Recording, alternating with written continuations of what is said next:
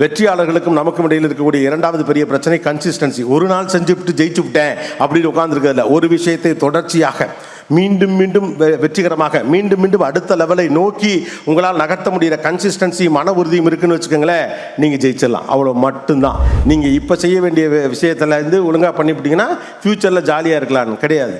வேலையை பார்க்கறது தான் ஜாலியே. Being commitment is the happiest thing ever in this world. அதுதான் மகிழ்ச்சியே.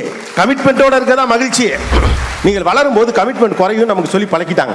8ஆம் கிளாஸ் ஒழுங்காக படிச்சுக்கிட்டீங்கன்னா நீ 10th ஸ்டாண்டர்டில் ஜாலியாக இருக்கலாம். 10th ஸ்டாண்டர்ட் நல்லா படிச்சுன்னா 12th ஸ்டாண்டர்டில் ஜாலியாக இருக்கலாம். 12th ஸ்டாண்டர்ட் நல்லா படிச்சுன்னா காலேஜில் ஜாலியாக இருக்கலாம். காலேஜில் நல்லா படிச்சுட்டீங்கன்னா வேலைக்கு போகல ஜாலியாக இருக்கலாம்.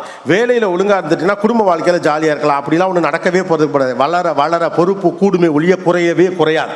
பொறுப்பிலிருந்து விலகி இருப்பதல்ல மகிழ்ச்சி, பொறுப்போடு இருப்பது தான் மகிழ்ச்சி. அந்த உண்மை உள்ள வாங்கிங்க. ஒரு தாய் தந்தையின் தியாகத்தில் வளர்கிறது, ஒரு குடும்பத்துடைய பசியில் வளர்கிறது. ஒரு குடும்பம் தனக்கான ஆசைகள் அத்தனையும் கட்டி போட்டுட்டு கடைசி வரைக்கும் பிள்ளை வாழ்ந்தா போதும் நினைச்சு உருகி உருகி படிக்க வைக்கலாம். அப்படி படிப்பு இந்த படிப்பு. ரைட்? எல்லாருக்கும் கிடைச்சிருச்சா இது?